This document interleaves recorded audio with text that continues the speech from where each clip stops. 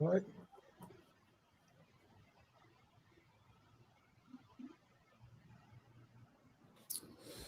Let's see. Come on in. Good morning to everyone. Good morning to everyone. As you come on in, please like and share. This is our session of our virtual men's boot camp. We're going to start at 10 o'clock, and I see you coming in. Come on in. You can view us on YouTube or Facebook Live at GBC Shreveport. You can jump in on YouTube or Facebook Live. We're live now. I see everyone coming in. Good morning to everybody. We're going to start at 10 o'clock, and I'll introduce our guests. But I want to give everyone an opportunity to come in, like and share the broadcast. Hey, good morning, Sister Foster. I see you coming in. All right, they coming in. So good morning to everyone, to all of our men and our boys, to any of our mothers or grandparents out there that may have a young man in your house. Please pull them next to you.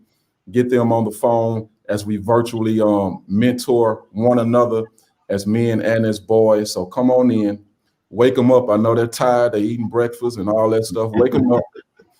Get them out the bed. I promise you this is better than Mickey Mouse Clubhouse. All right. This is much better TV than Mickey Mouse Clubhouse. So come on in. Good morning, Brother Jarvis. I see you coming on in. So we have some that are coming in right now. Listen, I'm looking forward to this conversation. To everyone that's coming in, we got 1 minute and 30 seconds before we actually start our conversation. I just want to give everyone an opportunity to start logging in, to start viewing. And again, make sure that you like and you share. Most importantly, make sure you share. Make sure you share this. We want to continue to share positive news and positive messages on our social media pages. So much negativity going on, but we want to continue to bring some positivity to this world, to this country, and to our young men, as well as our men as well. Men of all ages. This is for men of all ages. This is for boys of all ages. We want to have an honest conversation about what it means to be a man, even more than that, to be a Christian man, to be a Christian young man growing up in this world. So listen, come on in. Again, they're coming in. Good morning, Brother Robert. I see you. Good morning. I see you coming in. Let's see. All right, it's 2 o'clock. So we're going to get started. My name is Brian Wilson. I'm the pastor here at Galilee Baptist Church. What we're trying to do is we have a mentoring program that we call Men's Boot Camp. And Boot Camp is an acronym for Because of Others' Testimonies, Christ Answered My Prayers. Here's what we believe. We believe that through the testimony of men and boys, that we begin to pull and learn about what we can do to become better people. And so we want to share our testimonies as men so that we can help other men through life. We want to share our testimony with the young boys so that they can become better young men as they grow up through life as well. So we truly believe in the power of testimony. And so because of others' testimonies, Christ answered my prayer. So we look forward to our conversation on today. And I have with me today the leader of that ministry, Deacon Stephen Grant. He's here with us today, as well as Coach Broderick Fobbs of Grambling State University. They're going to introduce themselves more, but I just wanted to make sure that we got things started. And Brother Grant is going to moderate our conversation today. So I'm going to turn it over to him, and he's going to lead us in furthering this conversation today. It's on you, Brother Grant. All right. Good morning, everyone out there. For those that don't know me, I'm Stephen Grant. As Pastor said, I'm a deacon at Galilee Missionary Baptist Church. I'm principal at Green Oaks Performing Arts Academy. And so we're coming on this morning with this series, this boot camp series. This is for men of all ages, young boys, young teenagers, young men, middle-aged men, old men, everybody who we account as a male. This is for you to listen to. Parents, we ask that you really bring your young boys in. And if you don't have your young boy, you can bring your husband, your boyfriend, your boo, whoever it is, bring them over in here and let them sit in on this discussion here. Our goal and our prayers that we want to help men be better men. And when we can help men be better in the community, everything thrives from that. Everything thrives. When it says it takes a village to raise a child, It's very difficult to raise a child without a man. We have to have men. Got to have women, but you got to also have men as well. So this morning we have just an outstanding guest. He's a dear friend of mine. He's a former G. He's a G, not a former G man. He's a G man like myself. I'm on kind of date my age a little bit and date his. I was graduate assistant coach his freshman year at Grambling and brought him in to teach the Grambling way. And as God would have it, my son, as many of you know, played at Grambling and played for Coach Fobbs, and so we're excited out here. So, Coach, will come on in and introduce yourself to our group here, and we're gonna get started. Well, good morning, to everyone. It is just an honor and a privilege, to be here and have the opportunity to participate in Pastor Wilson and Stephen Grant and what you guys are doing. It's just so good to see and so refreshing to see, that you guys are pouring into young people. I'm a firm believer in the power of prayer. And then also the death, burial, and resurrection of my Lord and Savior, Jesus Christ. And, just seeing the moves that are being made is just so amazing. In this day and age, with all of the issues and things that we are faced with, it is good to see that, the pouring in of young people and the things that they need and the nutrients they need on the spiritual level are being done. So, of course, I'm here to answer and shed any light on anything that I may have, any nuggets that I can give. From Monroe, Louisiana, born and raised, played high school football at Carroll High School, signed and played at Grambling State University for the legendary Coach Eddie Robinson. Coach Grant, was an integral part in my life because when I first got on campus, I was wet behind the ears, and he was a no nonsense, coach, even at that time. So he's the same way now as he was then. And it's just so amazing, to have the opportunity to share with him. He's a good friend of mine. There are times we talk, periodically, and it was just a pleasure, to coach his son because he is a direct reflection, of his dad, and he's destined for greatness and success as well. Thank you guys so much for having me. All right, thank you, Coach. And for all of you who are viewing, you can also type your questions in or comments. Pastor Wilson will be monitoring that, and he will ask your questions so we can address that too. So as we discuss various things that we have specific, we also want to address your questions too. So all ladies, men, whoever you may be, go ahead and pose your questions. You can start posting questions as we get started. All right, so I'm going to read a statement here because we got a number of things we want to talk about for men. We're going to try to deal with some things. This is topic one here, and I'm going to read this statement, and then I want you to, Coach and even Pastor, to give me your perspective on that as we discuss this and we go further. So I'm going to read this. Here it goes. It says, pain can sometimes be so unbearable, it can actually disable us. Pain or the threat of a painful situation can drive us into deep despair and sometimes drive destructive personal behavior. It's also possible for pain to make us frightened about the future and can cause us to not care about ourselves or loved ones. And I borrowed this from a men's group foundation, Inspiring Purpose. And so expound on that about for men. When we talk about pain, because we see a lot of things happen with men, pain and in itself the threat of a painful situation. Okay. Am I going first? Yeah, we're gonna always let you go. Yes, sir. Okay. Well, that's a really good question. And I think that the most important thing, when dealing with pain is the perspective, how you look at it, how you view it. So many of our young people are struggling and suffering, and even adults, suffering with pain, dealing with depression, dealing with loss of life, dealing with, loss of family members and people that they would love to spend time and share with. But I view pain from a different mindset. I view it as strength training for success. I believe that you have to become comfortable being uncomfortable, because you don't grow, you don't mature, you don't develop when there's areas of comfort. So for me, the most important thing is, okay, I'm dealing with a situation, which means it is a blessing. Because it's a situation, it's going to strengthen me.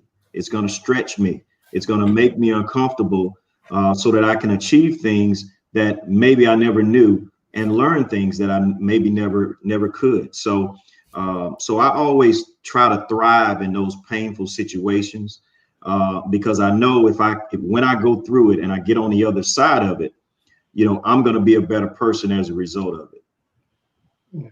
And that's a good perspective there. And I think that's one of the things when we talk about for men, whether we're young boys, I know when we're younger, oftentimes we would have operated from a sense of fear of failure, sometimes fear of a person, fear of a particular thing.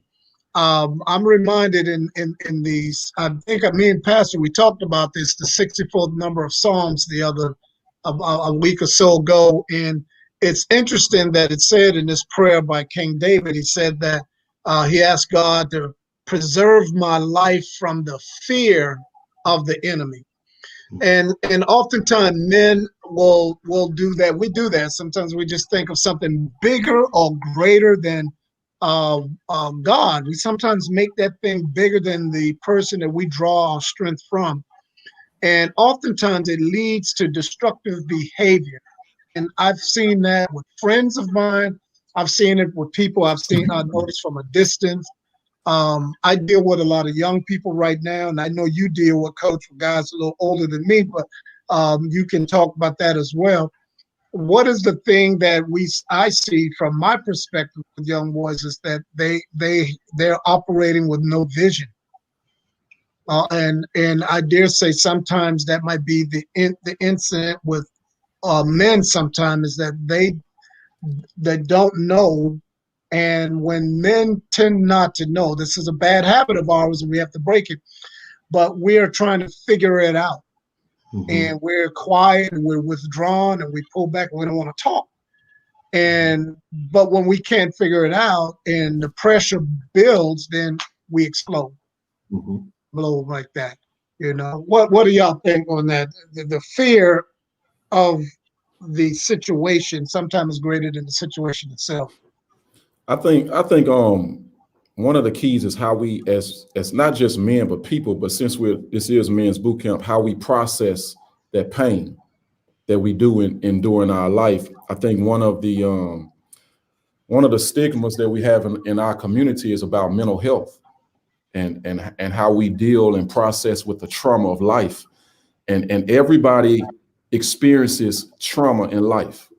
I mean, and no one, and this is one thing I've learned, is no one can define for us what trauma is. Only we can define what has been traumatic experiences in our life. And so when it comes to that pain, it's about how we process that pain mentally, because like you said, it comes out in different destructive ways. And because we have these unhealthy, sometimes we've had these unhealthy coping strategies. And we've been taught some things like, as men, we shouldn't cry. And so when I do feel pain, there's hesitation for me to even express that to anybody, because of what I've heard, that expressing that will show me as a weak person. I think about this. I'm gonna give you an example of that. A relevant example is Dak Prescott. This really woke me up about how we as a society perceive pain, especially from men. Dak Prescott did an interview about how he lost his brother from suicide. All right, and so we already know that his brother was clearly going through some pain, some silent suffering to get to that place where he took his life. So a lot of times when a person tries to commit suicide or whatever, they feel like there's no way out. That's the last resort. Like, that's the only way out of whatever's going on in my life. And so he started talking about that in the interview, and he talked about how he got into depression. He kind of sunk into depression, This was kind of on top of, compounded with, he had lost his mother a few years before that, you know, when he was in college, and now he loses his brother whom he and his other brothers, they all looked up to. And he was depressed. And Skip Bayless came on the next day and said that Dak Prescott was not fit to lead the Cowboys because he processed pain the way that he did. And they really messed with me, man, because I was like, come on now, like that, you know, we can't allow pain. A man crying does not disqualify him from leadership. It does not take away from his strength. It only symbolizes that he is a human being. That's right. I am afraid of anybody that does not cry. That's right. Because the shortest verse in the Bible is Jesus wept. Mm-hmm. I'm going to say that again. The shortest verse in the Bible is Jesus cried. That's right. That's right. And so we have to learn, man, that weakness, actually us giving our weakness. Let me bring God into this, because God is in this equation. Mm-hmm. That the first person that we have to be vulnerable with and around is God. In my prayer life, I got to develop a prayer life and a relationship with God where I can be vulnerable with God. And I know that, and when I learn that God accepts my vulnerability, he accepts my lamenting, my grieving out loud. He accepts that. He doesn't judge me for it. He accepts it. And here's what I've learned, that, man, when I go to God in my pain, I'm telling you, it's only a few days before God turned around whatever that was that I lamented about, or that I passionately grieved about with God. It's only a few days. And that may be weeks or whatever, but it's only a short period of time before God actually deals with that situation. It was almost as if he was waiting on me to come to him in that particular state, which reminds me of what Paul says, that God's strength is made perfect, not in our strength. Yes. God's strength is made perfect in our weakness. So when you're weak, you're actually in a good place. That's right. Because now you are able to receive the strength of God. Mm-hmm. And it takes some vulnerability and some humility to even get to that place. Mm-hmm. But when I break myself open like that, now I'm allowing God to pour into me. And so we got to be comfortable with expressing ourselves and understand that pain is trauma. And if we hold that trauma in as men, then we oftentimes take it out on our families. We take it out on the people we work with. We take it out on we take it out on our children because we're not processing it healthily. So I really encourage us taking care of our mental health, going to see a professional counselor, whatever it takes, man, for us as men to grapple with the trauma of life and to tear down all of those strongholds about men shouldn't cry, you're weak, all those other things. It does not disqualify you as a man to express their pain. And that's why it's so important to have great men, like you guys and so many others, because so many of our young people, they can't see, they can't see the light at the end of the tunnel. And it's up to us to show them that light so that now they can be able to handle things better for themselves. Fear is basically, what you imagine, it's danger that is the issue, so oftentimes, we are frightened and we experience things and we just have no way out of it, and that's why it's so important for us to make sure that we're eating spiritually. Part of depression is not being nourished. It's basically a malnourishment of your spirit. When you're not eating and taking in the word of God, on a daily basis, then you have very few defense mechanisms for the evil voices that come at you and tell you things about yourself or things that happen in your life. So you have to have that word in you in order to combat whatever that's coming your way, because Negative things come in all the time. It's what you do with them that's the most important thing. I'm glad you said that, because that's the thing I was thinking, that we're going to have negative things that are going to happen. Pain is a part of life. You're going to, how we deal with it. But the measure of where we are is how we respond to it. What's our response to it? What are we saying? What are we doing? What are we thinking? Plays a large part. I wanted to, Coach, to share, because within your program, and a lot of people don't understand, in a college program, you have to have various components, one that does address and allow guys to grow spiritually. Talk a little bit, Coach, about what you do there at Grambling with the football team and the men, as it comes to helping and developing those guys' spiritual compass, so that it kind of leads to and help them grow as not only just a football player, but as a man as a whole. Well, we believe wholeheartedly, in the development of the young man, because, if you have the ability, it's going to make you a great football player and a great person. And what we've been able to accomplish in our program with so very little, in my opinion, has been, something to be extremely proud about. And it's something that Coach Rob, instituted long years ago. First thing is we talk about, how to handle yourself and how to treat yourself and how to do things properly. Grambling time, G-man time is 15 minutes early is on time. On time is late. And if you're late, then we moving on.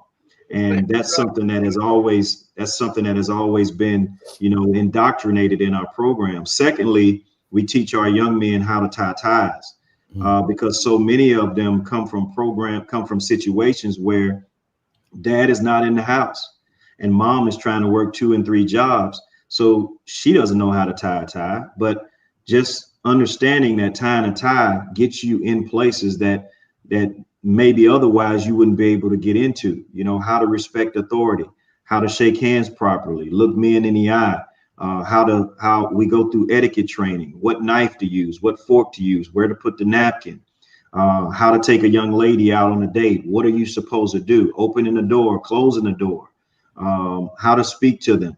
All of those things are, in my opinion, is the most important things when it comes to developing of young people. Now, so many of our young people come to us at various stages. There are some that come from 2-parent homes where basically we're just reiterating what they've already learned. But then you have others that come to us and there's a gulf of information that we have to share in order to get them caught up to that particular point. So it's very pleasing for us. And what we're excited about is instituting that particular program back in 2013 has made advancement within the entire SWAC conference. Now we have an entire SWAC of football teams and coaches and players that are traveling and wearing ties and knowing how to tie ties. Whether it came from us, that does not matter. We're impacting an entire generation of young people.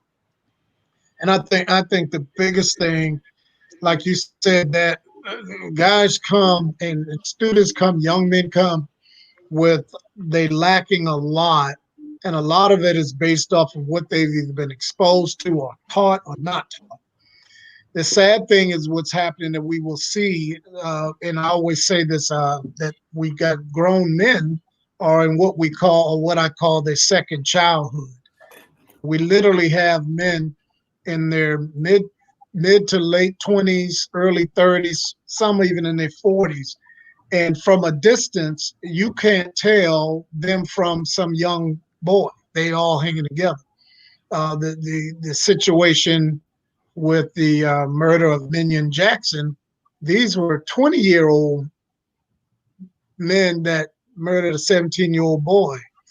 And it was out of a misidentification. He wasn't who they were looking for. But that's the insight to that is we have guys who are lost looking for the wrong people. And that's what we're seeing constantly. And it's spilling into a lot of violence. It's spilling into lives being cut short. And when I mean cut short, not necessarily they're dying, but dreams and destinies being cut off because we have lost men looking for the wrong people, or lost boys looking for the wrong people. And we've got to get to the point where our young boys are searching out the right people. So how does that happen? The men currently have to avail themselves. We have to avail ourselves, and so that boys can see. And oftentimes, I think what happens is sometimes we forget that God puts people in our lives for that purpose. And so, for me as a principal, it's important that I speak and encourage young men, and even often introduce and speak the word of God to them, so that they will know there is a light in their life. For that, that's an important aspect. So what I'm seeing in the with a lot of young people is that I'm seeing a lot of lost boys looking for the wrong people. And so I have to try to intersect as best I can and plant a seed and believe that God will cause the increase, because my time is short in their lives.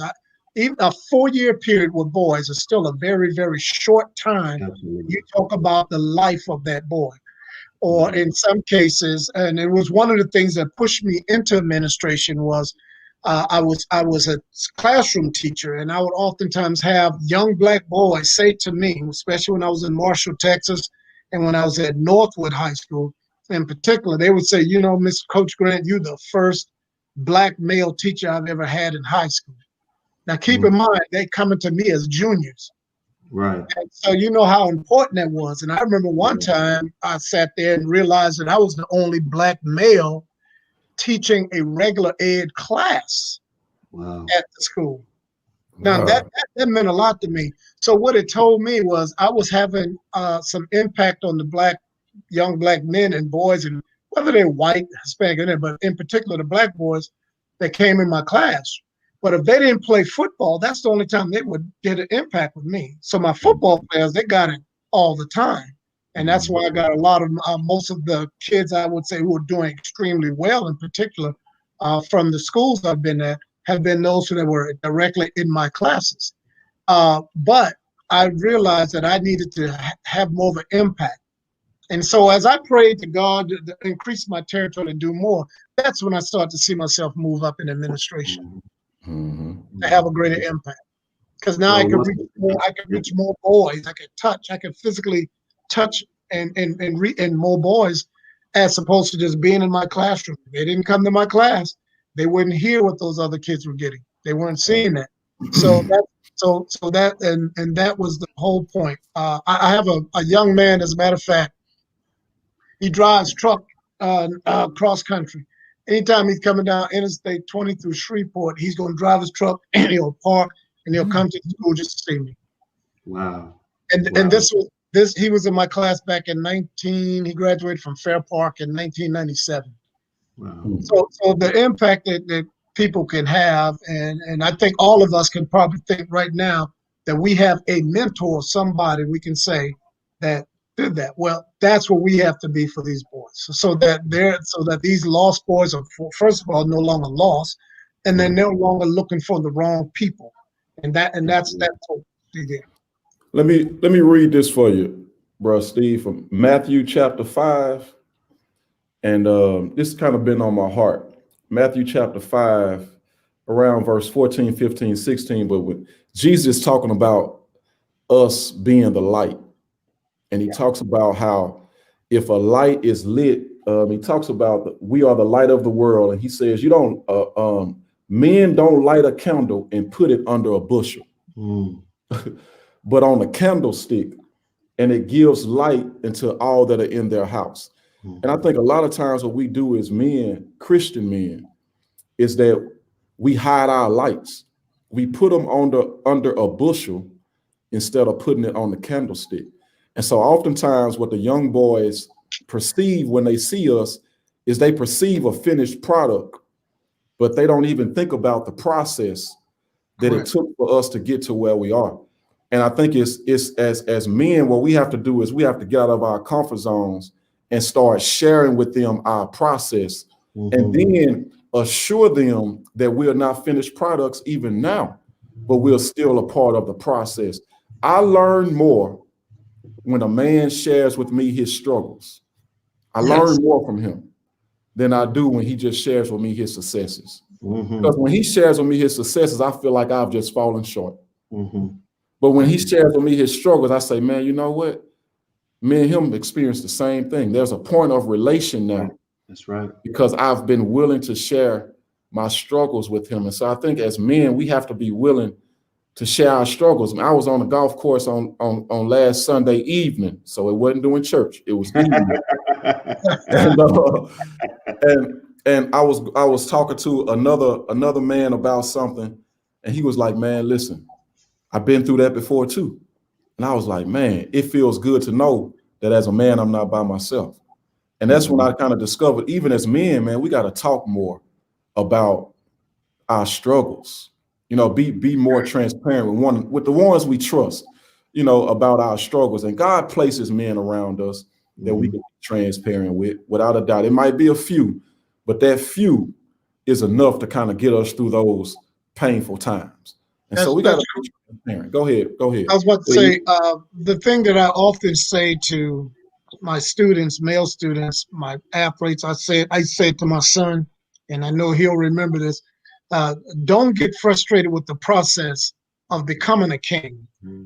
You know, oftentimes we want the throne, we want to be at the top, but the process is the pain that you're going to endure to get there. Frederick Douglass says, where there's no struggle, there's no progress.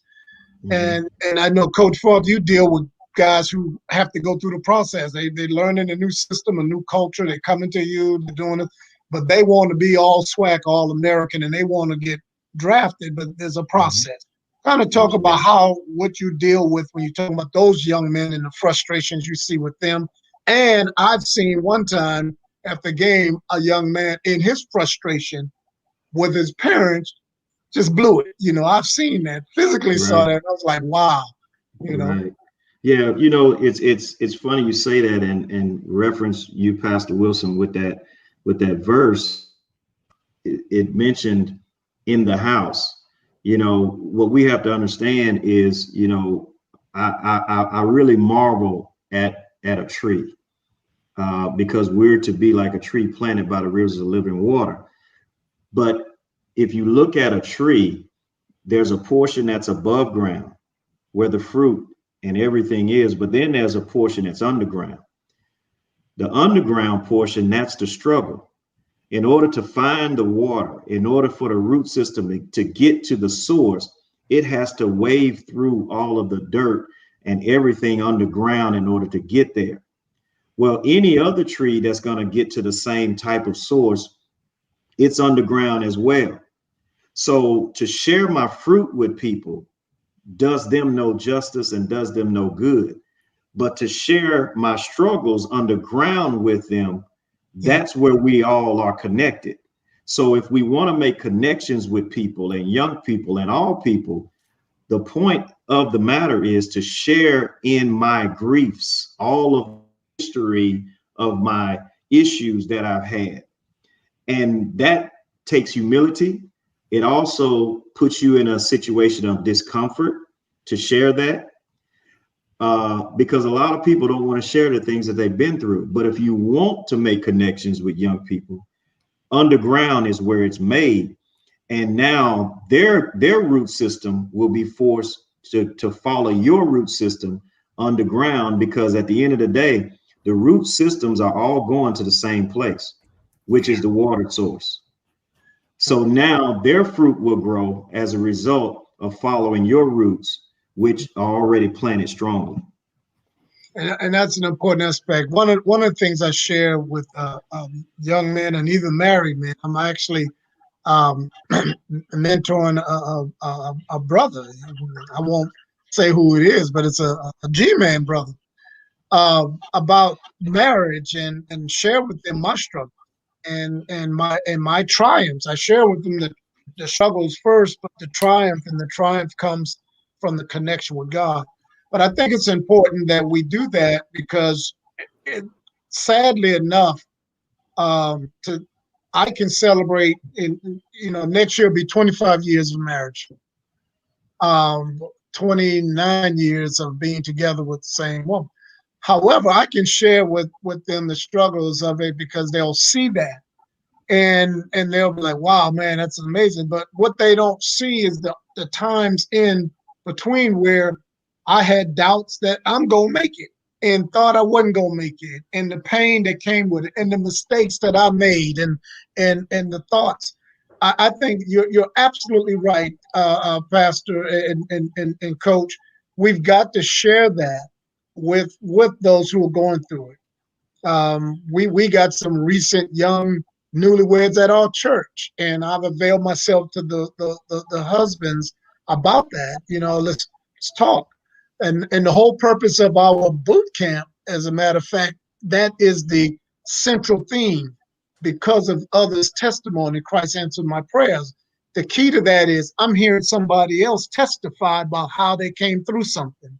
Mm-hmm. And then what it does is it allows me to focus on God and pray to God, and then God answers my prayers. Mm-hmm. So if we're not sharing the struggles, and I dare say, when I share my struggles, God, I'm actually sharing my triumphs. I'm actually sharing my victories when I share my struggles. And I think that's the issue there, that a lot of people don't want to focus on that because they think it's something negative. But there lies my strength when you look at my failures in my past. And I say it like that, my failures in my past.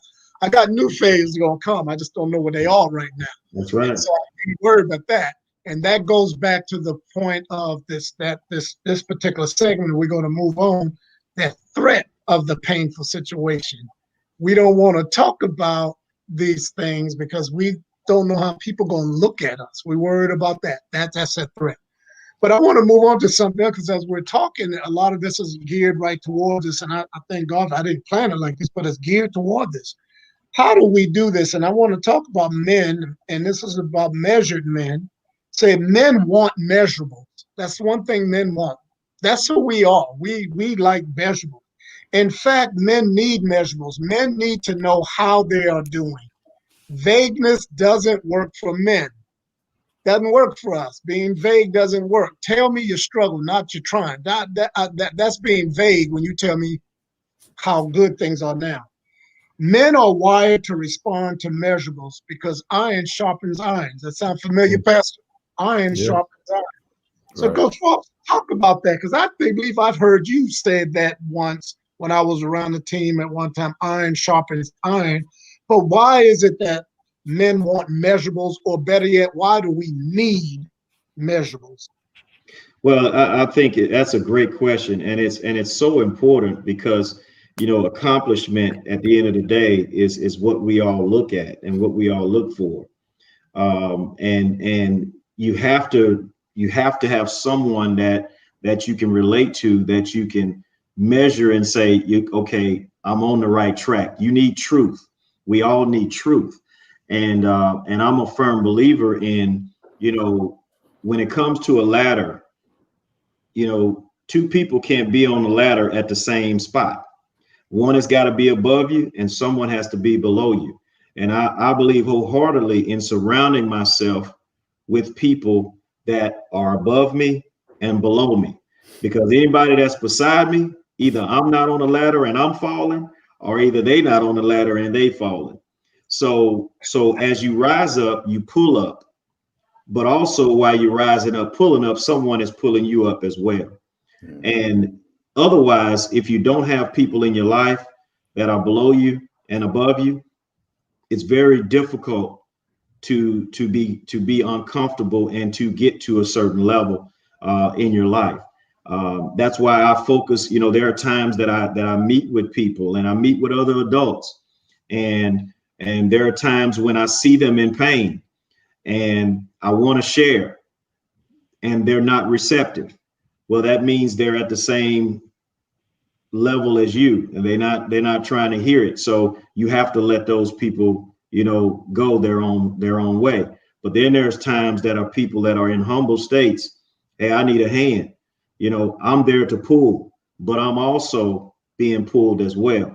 So for me, the measurables are extremely important because it tells you the truth. It tells you where you are, but it also, in order to get out of a lost state, you need to know the truth.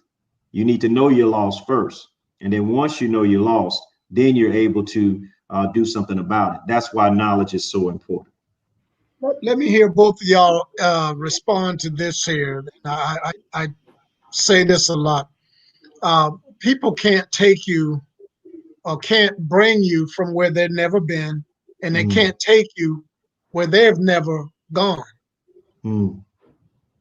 That's big. Yeah. I think when I think about that, and even the measurables, man, I think one thing that's taking place in the community of males in our community, especially our young boys, man, is who are they measuring themselves against? Because when you measure yourself against, I'm gonna read what Patrick Stewart says on here. He says, young boys are lost, being their success is being defined to them by lost men. And I think you all someone kind of hit on that as well. And it really jumped out to me when he said that, because some of our young boys are measuring themselves against lost men. That's right. You know what I'm saying? And I'll tell you what really has an impact on our young boys is the music, man. Yes. The music. And they measure themselves based on what they see from these guys. And all of this, all the stuff. They used to, in fact, man, they used to rap about, when I was coming up, they used to rap about cash and cars. Now they rap about killing. Yes. You feel what I'm saying? Like, it's on a whole nother level now. And so now they're measuring themselves against that negativity. And I think that's where we come in. Absolutely. That's where we come in. And that's where we change the game, and we change their measurables. And they say, whoa, I'm from this neighborhood. All I've seen is this mismeasurement. But now I see another man that came from the same neighborhood I came from. And it's another measurement. And so now in their minds, they say, I don't have to be this. I can now be that. I can actually be a school principal one day. Man, that's something that our young boys won't even conceive until they meet you, Brother Grant. Yeah, that's right. I can actually be a college football coach, but they won't even perceive that until they meet you, Coach Fobbs. I can actually be a young pastor. They won't even perceive that until they meet me. And I say, and so we got to change the game. I really think it's on, I really think that it's on the generation above, take care of the generation that's beneath. And so I think it's something that we have to be willing to do as men, is meet young boys where they are, man. Meet them where they are and change the measurables. Go ahead. That's a mighty word, Pastor. And that's the reason why, Paul says God is pulling out. He's pulling out a people for himself. And we have to pull these young people out of their environments and show them other things. It's no different than being in a room that doesn't smell well. If you're in the midst of the room that doesn't smell well, you don't know that it doesn't smell well. So our kids are in the midst of a room that does not smell well. And it's up to us as young people, as older people that have been outside of that particular room. When we come in, we can smell the stench, and it's up to us to remove them from that environment so that now they gain the knowledge that they need. So now when they go back into that environment, they notice the difference. So that's why we do another thing is when we travel and play games, we go to different historic monuments and landmarks, and we learn about different things in every city that we go to, because we're pulling these kids. Some of these kids have lived in a 10-mile radius and have never left that 10-mile radius growing up in their communities. So taking them on a trip, putting them on a bus and going somewhere and seeing something totally different that maybe they have looked at in a textbook, it makes it tangible to them. So oftentimes our focus is always athletics, and we look at the hurdles that go towards being educated and the hurdles towards having a profession as being difficult. But for some reason, the lanes are clear for us in athletics because we generate revenue for other people.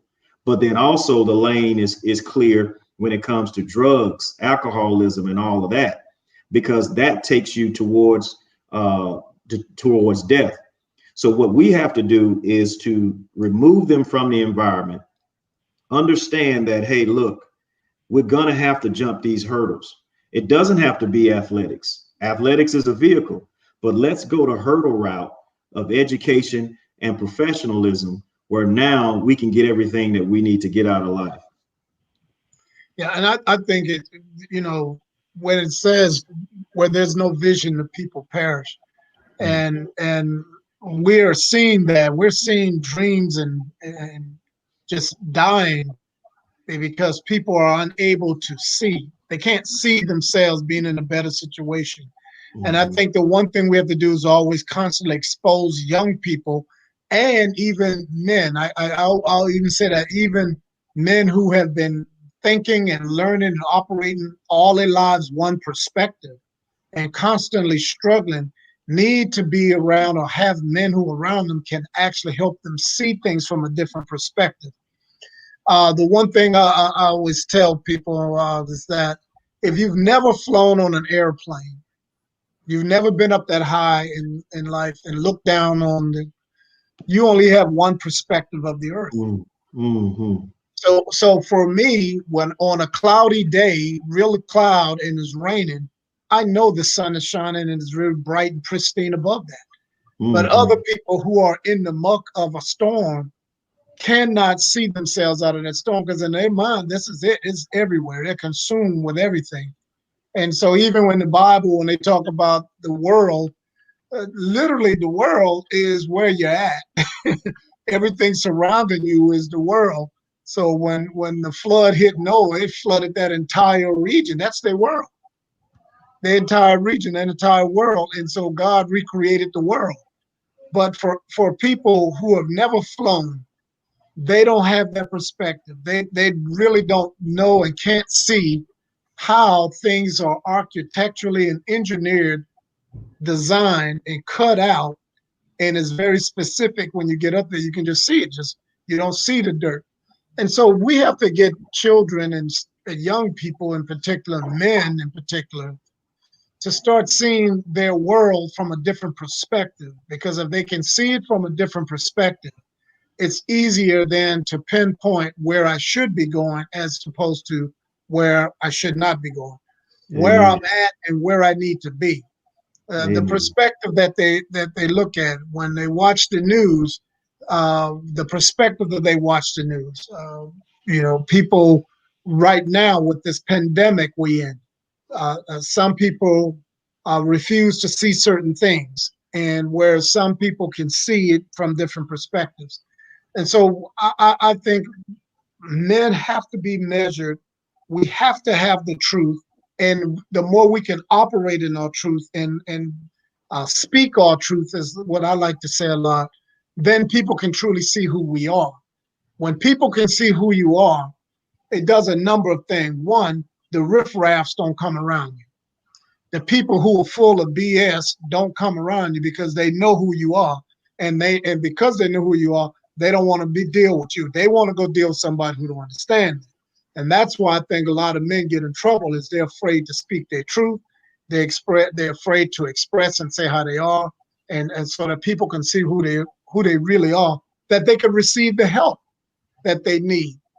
There's a passage of scripture when Jesus walked up on a funeral procession of a widower who was burying her only son.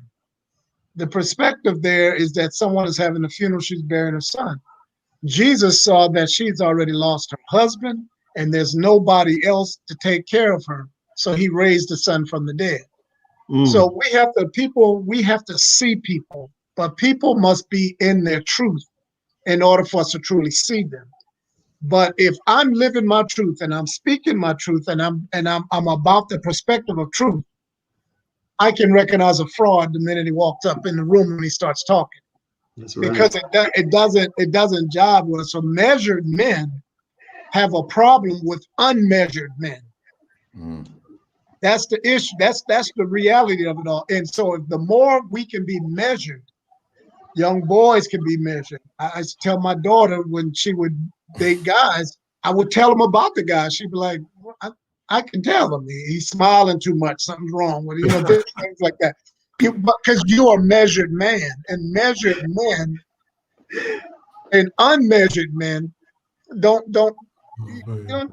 You'll notice a fraud in a minute. And I think that's a huge important part. And the thing that I want y'all to talk a little bit depth about is iron sharpens iron, because I think many young boys and many men pick the wrong people to be around. Absolutely. Iron sharpens iron. Tell me about that. Speak on that.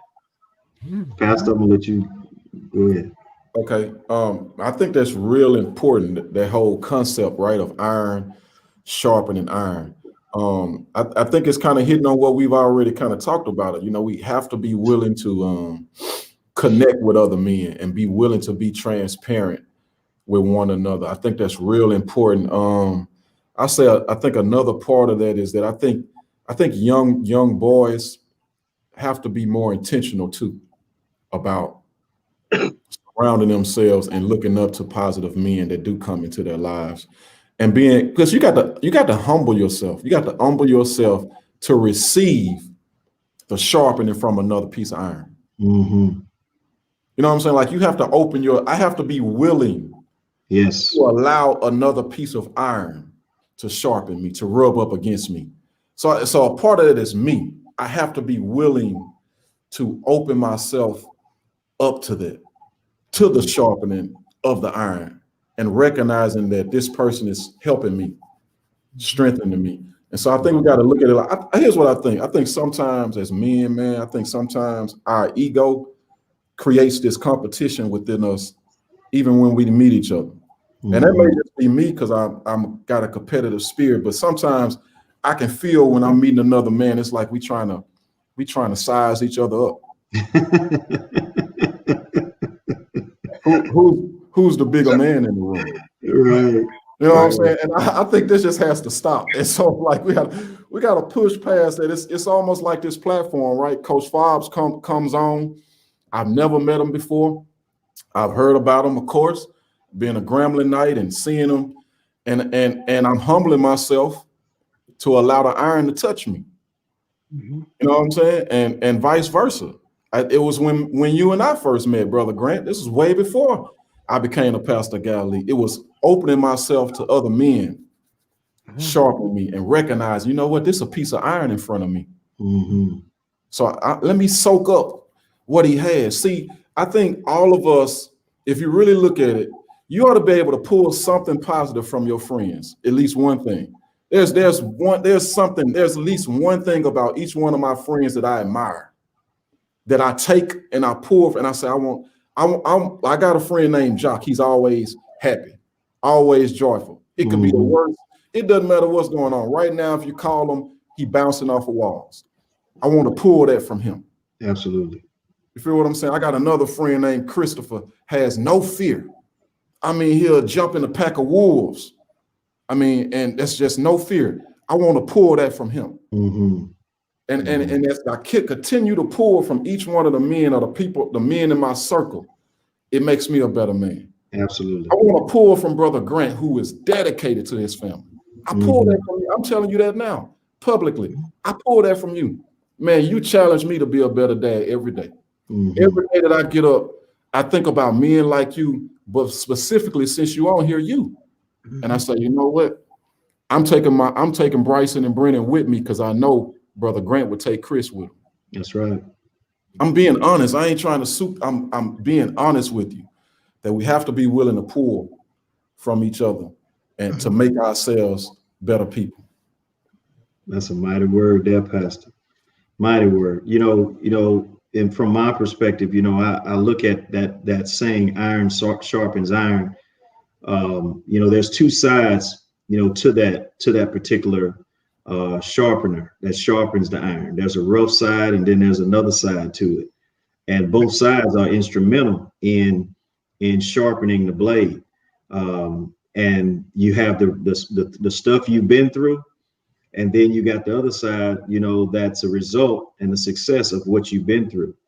And it's only when the contrasts meet together that it helps that particular blade. And that's what it takes in order for, iron to sharpen iron. There has to be a contrast. There has to be the uncomfortable. There has to be what we've talked about, in order for that blade to be better off, when it separates from the other blade. And, everything that you guys are saying is stuff that I take with me. The mere fact that we talked about, our infirmities, so to speak. And the reason why I say that, I've been struggling here recently with how to reach, certain players, and how to get to them. So being on this particular call with you guys gives me another point that I can go to. Let me share this with him. Let me show him this particular issue. Let me show him that I too have been depressed and laid down in a bed when I wasn't successful, when I didn't make it to the National Football League, when I didn't get the job that I wanted. I've been at that particular point as well. And sharing in all of that sharpens that particular person, and it helps them to understand, because, let's face it, misery loves company. Not that you want someone else to be miserable, but it sure feels a lot better when you're not the only one that have gone through it. So that's just the truth. Right. And a lot of times that just lifts you up when, it's not about I, me, and my, and it's about we, us, and everyone. So this is a blessing to me, fellas, as much as hopefully I'm being a blessing to others. Absolutely. And here's the question. And the question is then, how are we communicating to men how they are doing? Now, what's wrapped up in that is our honesty to men and to young boys about how they're doing.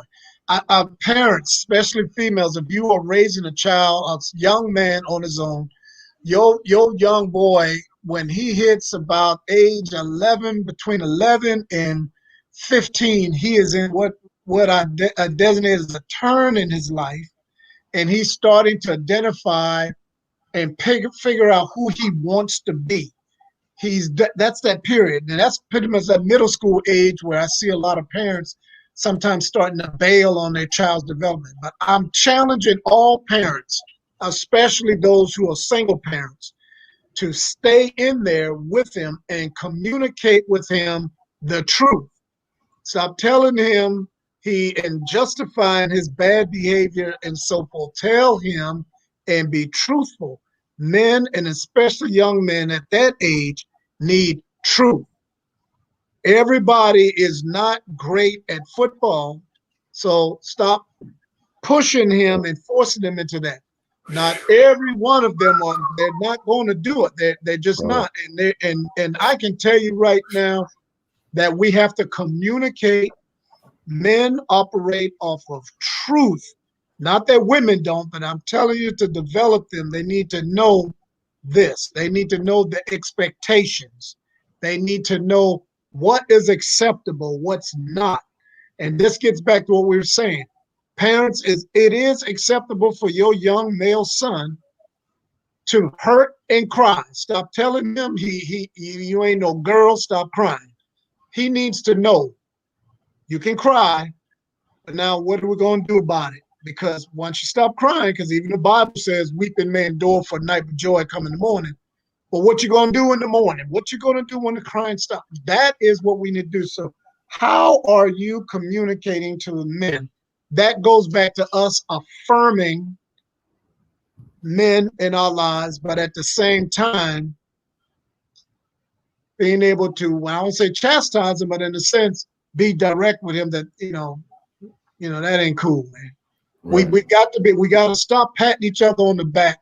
I remember when I was going through a stressful time in my marriage, and didn't know if it was going to work. And I called my best friend from high school and gave me some advice.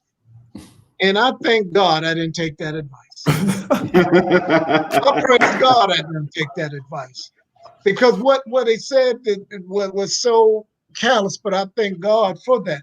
But my point is, I have to be, and I told him that. I told him, I said, nah, man, I'm not doing that. That's crazy. But we have to be able to do that. We have to be able to affirm one another, but at the same time, not pat each other on the back when we're wrong. And I think that's what gets a lot of the boys in trouble, because you know that saying that birds of feather flock together. Mm-hmm. Sometimes you can't flock with the people got the same feathers as you. Mm-hmm. You know, because the reality is not all birds fly at the same height, and not all birds, all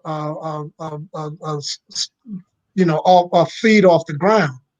And we oftentimes do that. So how we are communicating, men to men, men to young boys, women to men, women to young boys, is huge. That's a huge thing that we have to be mindful of. And so I want to. Y'all got to, Brother Grant. Y'all got to talk a little bit though about, because man, let me tell you something. I can't. You and Coach Fobbs, y'all have to talk a little bit more about that, man, because there is some mother, Yes. some parent that's watching us today, or it may just come across their screen today. Man, they need to know that they have to stop pushing every boy into being the next meal ticket, man. From a sports perspective, man. I've talked to parents, and I've seen this not just from single mothers. I see fathers. Oh yeah. I mean, they push. It's almost like that's the only thing. Yep. That child can be. Is boom or bust football. Yeah. Oh yeah. Come on, and I'm like, whoa, because in his mind, if he doesn't make it in football, there are no other options for him because nothing else has been presented to him. Mm-hmm. Mm-hmm. It's boom or bust. It's boom or bust. And check this out. He's in elementary school. Yeah. That's right. And my experience from being an athlete is the best athletes developed later. Yes. That means, listen, man, I was dominating elementary school. By the time I got to high school, I was getting dominated. And check this out, by the same dudes that I was dominating in elementary school. That's right. That's just, I'm just being factual with you. You know what I'm saying?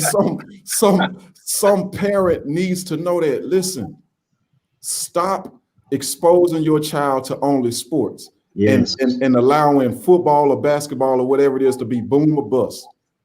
Push education. That's right. Push career development beyond that. But you cannot view your child as the meal ticket. That's right. That's too much pressure on these young boys. That's right. And too much happens over time.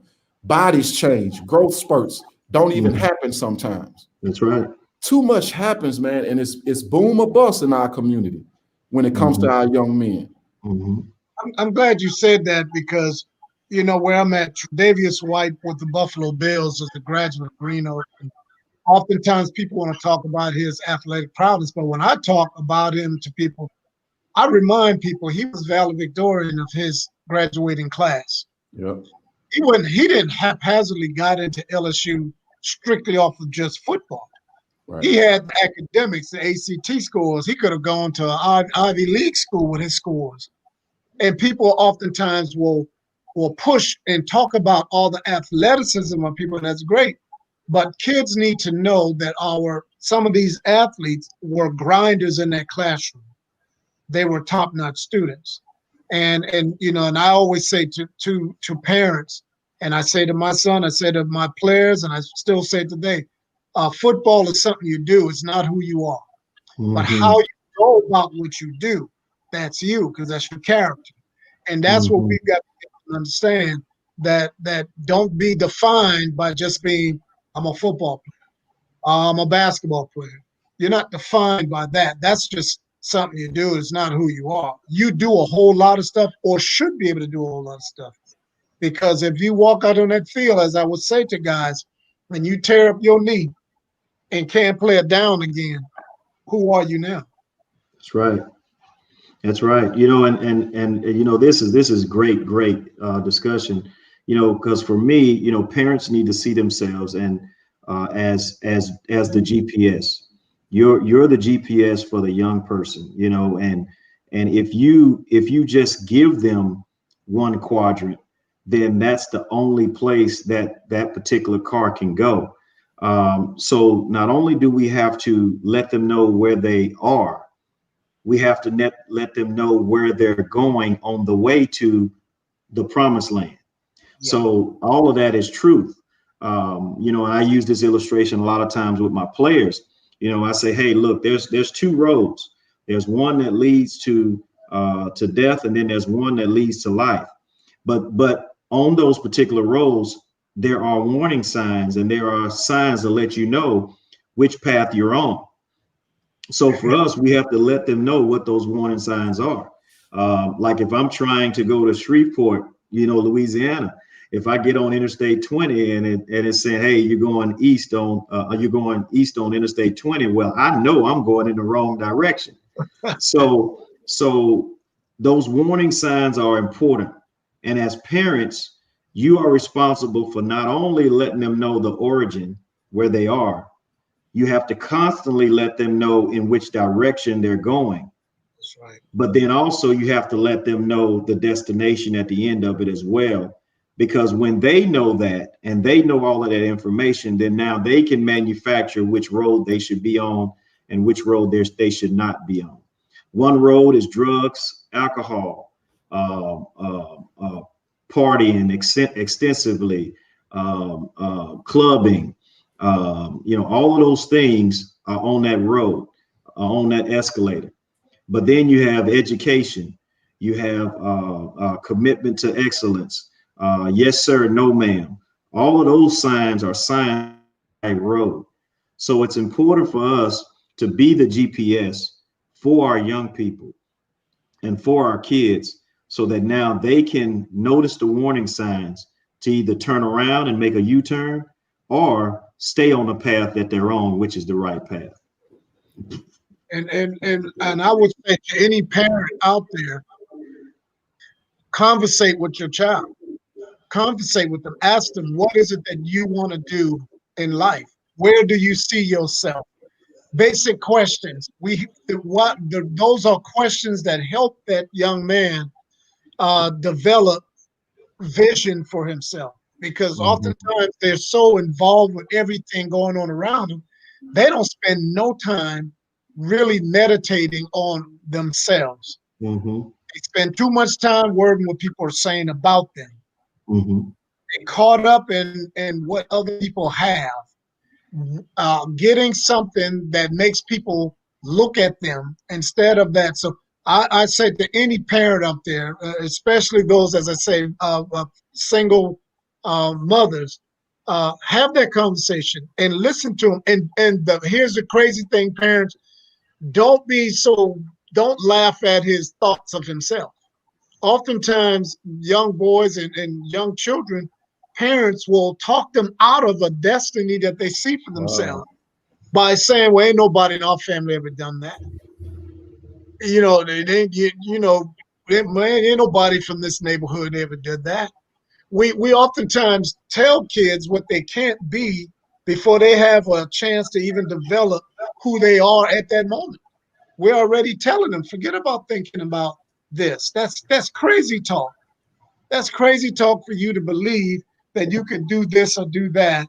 And so I say always talk to them and constantly and challenge them to think beyond their right now. We're too caught up in the right now. And here's the crazy thing. We have a lot of Christian parents that do that when the Bible clearly says we walk by faith and not by sight. So how do we get our children and how do we get even a grown man still needs vision? Any man that cannot talk about where, like, if you think you have made it, you're done growing. That's it. There is no thin place to go. So even at the age I'm at 52, I still got vision of grandeur for me. Even right now, I still think and I plot out of what I can be beyond now. Once we stop and we cut kids off or cut young people off from thinking beyond their circumstances, we're going to kill their dreams when we do that. And it's important to keep challenging them. I don't care how old they are. Have them to articulate to you, where do they see themselves in 2 years, 3 years? Mm-hmm. And then when they give you an answer, ask them, okay, so what are you going to do to work towards that? What are something you can do? I think a lot of times that we tell people about goals and we confuse them. A goal is something that you actually can measure yourself. That's what a goal is. In other words, if I want to grow my relationship with my wife and I want her to know I love her, I got to have measurable things. So I got to say, okay, and 3 times a week, I'm going to do this, or that. At the end of the week, if I haven't done it, then I know I'm not moving closer to what I desire. And so we have to get our children, and parents, get your children to define what it is they want to be and where they want to go by constantly asking them questions, because they have to figure it out in their minds. I can't be what my son wants himself to be. All I can do is keep helping them to develop the vision. And here's the thing, the vision doesn't come from me. Yeah. The vision doesn't come from me. I can be a compass of what he could possibly become, but he can't be me. We got the exact same name, but there's really only one Stephen Grant in the house. Right. He has to be his own Stephen Grant. He can't be me. He can't. If he tried to be me, then he's foolish, because he has not had what we talked about earlier in the segment. He hasn't gone through the pain and the suffering to be who I am, because all things work together. So he hadn't been me. He can't be me unless he's gone through me. And me has gone through some stuff he probably can't handle. And there's going to be some stuff he's going to go through I probably couldn't handle at the age he's going to deal with it. So we have to do that. Amen. We have to do that. Mm-hmm. So I'd like to ask you, Pastor, do we have anybody had a question or a comment before we get into this last segment here? Yeah, Patrick Dwayne Stewart says we have to affirm to our young men, as Dr. King did, that all labor has dignity. Yes. Yes. All labor. We have to celebrate men in different positions. Mm-hmm.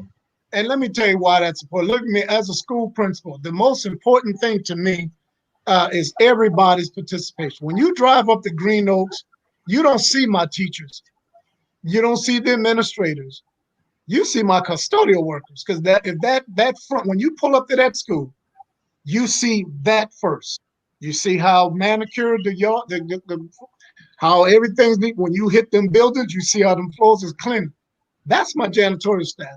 So who is more important for me when you're coming to Green Oaks, my custodial staff or my teacher in that classroom?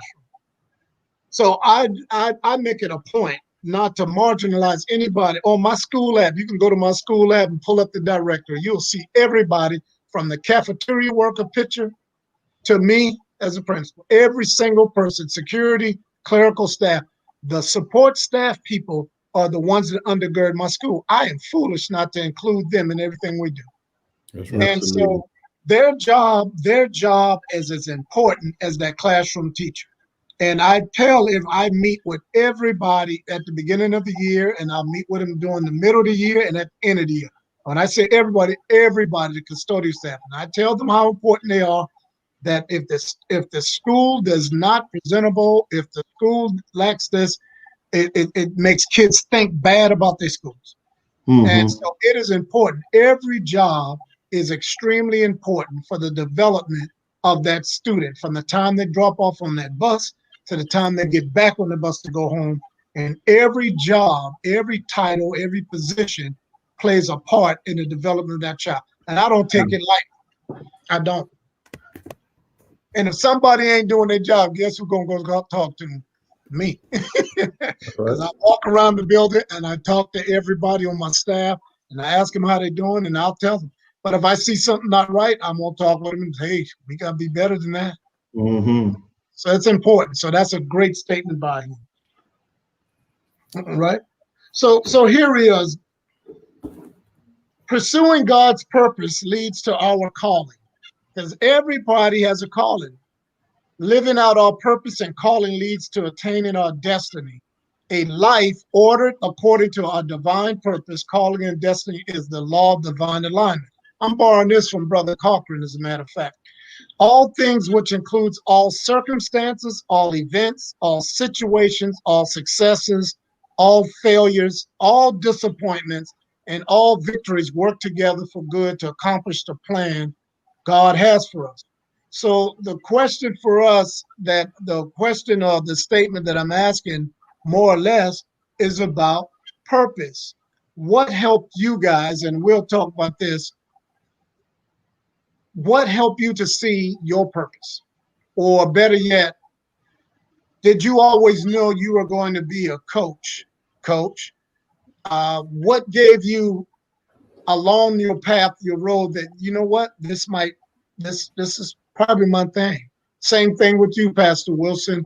What along the way, because at some point you had to see this before you got there.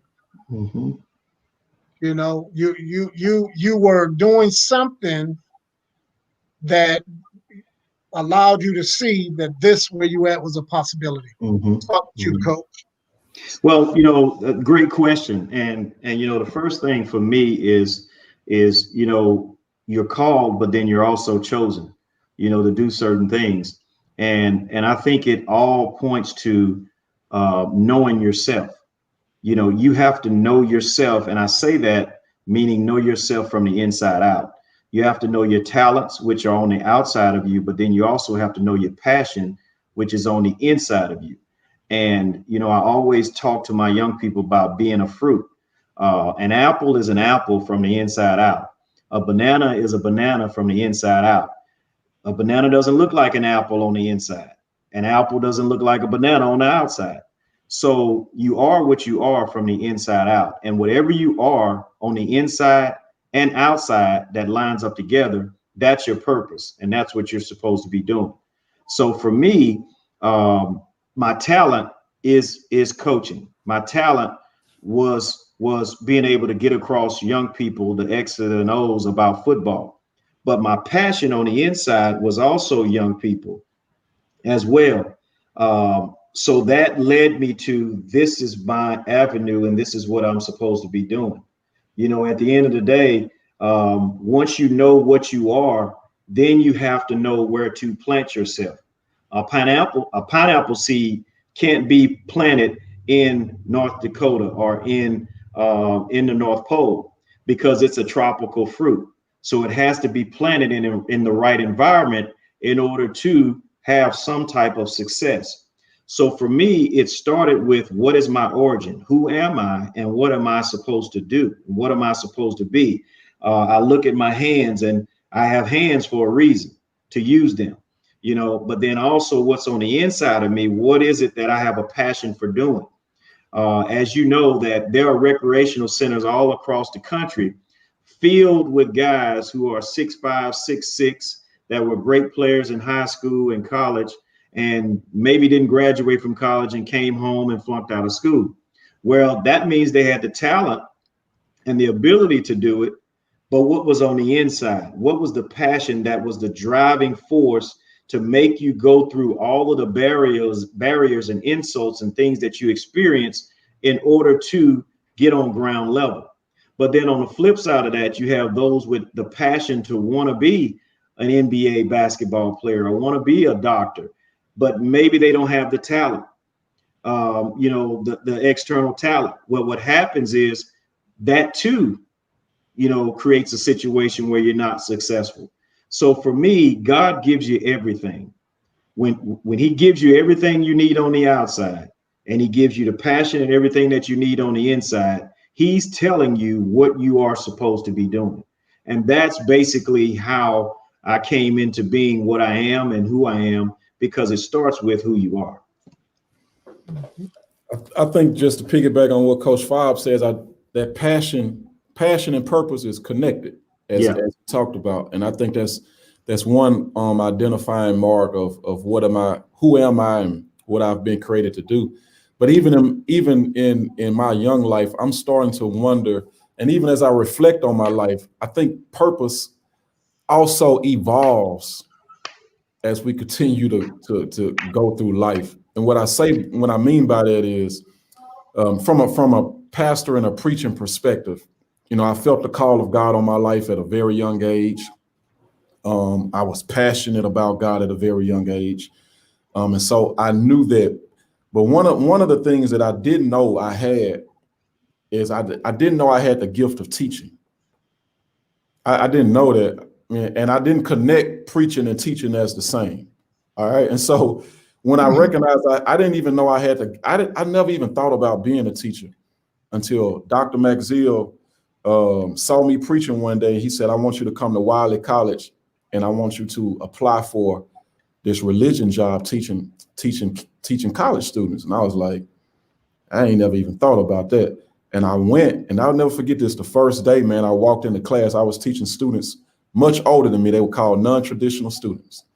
I was teaching them, man. They started laughing at me. And they was like, man, who is this young dude trying to teach us about God? The class had got so disruptive that the guy that hired me was in the next class over doing this class.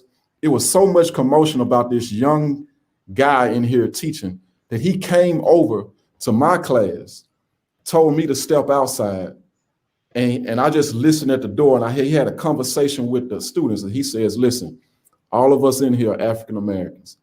And he says, we see way too many young Black men doing negative things. And y'all mean to tell me that y'all can't receive a young Black man doing something positive in front of you all because it's outside of the norm, because he's younger than everybody he's teaching. I'm gonna be honest with you, that day, I knew for sure that I had picked the wrong job. All right. And here's what I discovered, that I was wrong about that. I literally went from being basically they were talking about me so bad, I literally got put out of the class for a few minutes so they could get a pep talk. This is in college, man. These are college people. These are grown people. I went from that, no lie. I worked at Wiley for 7 years. The 6th year I got laid off because they were downsizing. And the students were in such an uproar that they laid me off, that the next week they called me back and say, Mr. Wilson, these kids going so crazy down here that you got laid off. We have no choice but to find a way to bring you back. That's just honest, true story. And I was like, wow, man, like that's epic. And so I recognized, okay, that was my purpose. Like my purpose is not just confined to the pulpit and the church, but also God has given me this gift to teach kids in the classroom. And so, and even now, I just believe, and even you all, right, that Brother Grant, you started off as just what, football. I mean, you know where you started at, and your purpose has continuously evolved, and you couldn't even conceive where you are today. Coach Fobbs, you couldn't even conceive, but the purpose continues to evolve. So I think really the biggest question is, as I talk as well, as to a young person or a man, well, how do I get to that place? How do I put myself in position for God to use me in that way? And it's real simple, man. You have to just avail yourself to God, to the voice of God. Be open to where God leads you.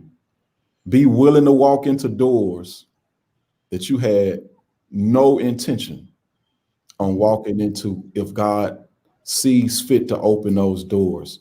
So I think our purpose evolves, but it comes with this constant walk with God, man, where he's constantly walking beside us. And he said, man, let me take you on this street right here. And you're like, I ain't even think about turning on that street. Then you get on that street like, man, purpose is on this street. That's right. Yeah. And you know, and it's interesting you said that, that you, I never said I wanted to be a teacher. Never wanted to be in education. Even when my first year teaching and coaching at Fair Park, where I was a substitute teacher, I was still planning on leaving and getting. I had no desire, but I fell in love with teaching. I did. And now something you said about walking with God, because Amos says, "How can two walk together lest they agree?" And so I really had to agree with that purpose with God. And Coach Fobbs said it, and this is true. Passion is what you have to have. But what we have to help young boys and men do is separate passion from emotion, because they look the same on the outside for the first few moments. It's like at a football game. Guys come out there jacked up and they hype and all of that, and they're emotional. But guess what? That emotion fades because we're human, and so we can't operate at that level. But passion allows us to operate on an even keel, regardless of that. And so what I say is that we have to operate with purpose, be motivated by our purpose, but not our circumstances.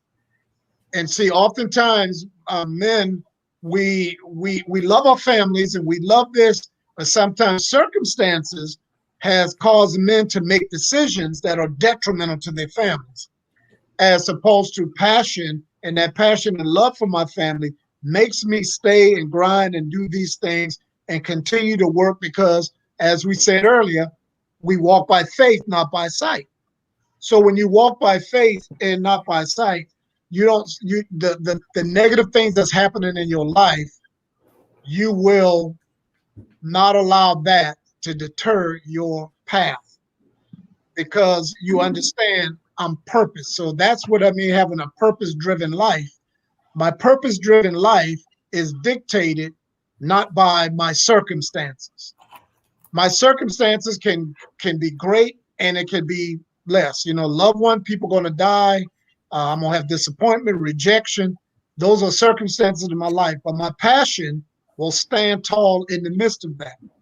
And as I said, I used to tell my players, I don't want you being emotional about this.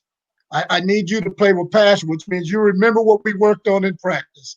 You believe in what we worked on in practice. You believe in what we did in the weight room. That needs to come out, because the thing about operating on emotions is sometimes you don't feel like it. Like sometimes you might not feel like getting up. I don't feel like, but passion says, I know I don't feel like it, but here's the end game. And because I want the end game or whatever the result, I'm getting up. That's what passion makes you do. So I think it's important that we do that. And Romans 8:28 is basically the basis of that. That I know these negative things are part of me getting to where I'm supposed to get and be. That's what it is. Coach, listen, man, I appreciate you coming on this morning, Pastor Wilson. I know you stepped back. Boy, I got someone in the room there. I'm a stickler for being on our time, and we have about 2 minutes, less than 2 minutes to do this, and I wanted to do that. So, Coach, we'll give you the last word. They're kicking me out the library, so I'm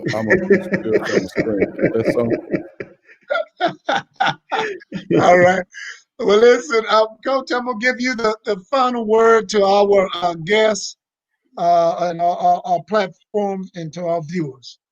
Well, first of all, this has been, definitely iron sharpening iron, because I have gotten more out of this than you guys can imagine. I just appreciate you, Pastor, and also Stephen Grant, for allowing me, to share and to spend time with you, and also the members of Galilee Missionary Baptist Church. I can't wait for all of this COVID stuff to be lifted, so that we can take these masks off and I can come down there and visit you guys and have a great, great time in worship. So thank y'all for having me. If there's anything else that I can do, feel free to hit me on Facebook or email fobbsb@graham.edu, and I'll try to help in any kind of way. Thank y'all so much. Thank you, Coach. And I want to go ahead and say, Coach got and I'm gonna pub it up because of what he's doing. We got a donation platform or program it's got called WIN.